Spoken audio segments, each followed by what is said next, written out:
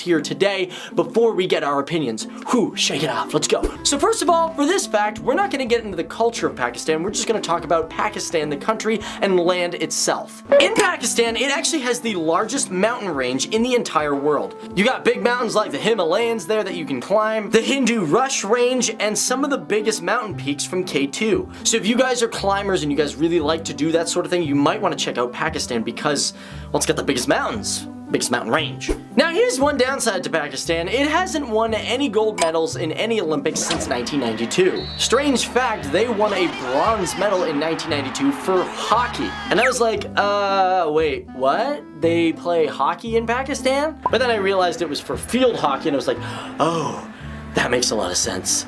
Yes, the Summer Olympics. Gotcha.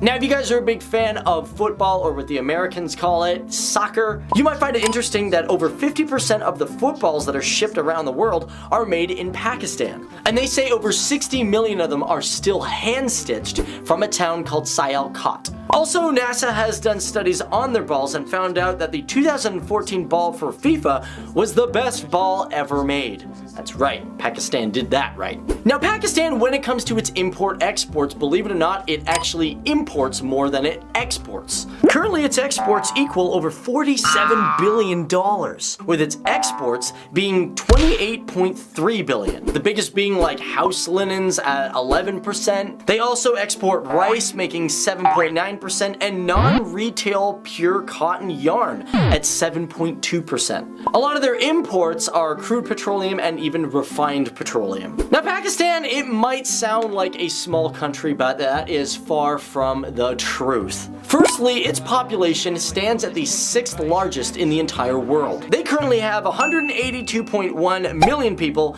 and it is still climbing. And with a land mass equaling 756,095 square kilometers. So it's not that small after all. Now, a really interesting thing about Pakistan is it is very unique to other Muslim countries. Now, out of all those types of countries, Pakistan is the only Muslim country that has a research station in the Antarctica. As a matter of fact, it has 2 summer research stations and a weather station. And currently they are developing a program where they can work all year round.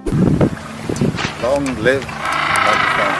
Now, you may not know this, but one of the considered 8th wonders of the world is the Karakoram Highway. It is considered the highest paved international road. This is because it's going through a mountain range. Now, it goes from Pakistan to China and stands at 15,397 feet high. Now, it is extremely dangerous. A lot of the roads are like what you would see in a movie. They go around a very sharp drop. And even the highway was blown into the rock to make the road. Now, when you think of the deserts of Pakistan, you probably will sit there, or when you just think of deserts in general, you say, nothing really grows but cactuses in the desert. Now, Pakistan has the Thar Parkar Desert, which is the only fertile desert in the entire world.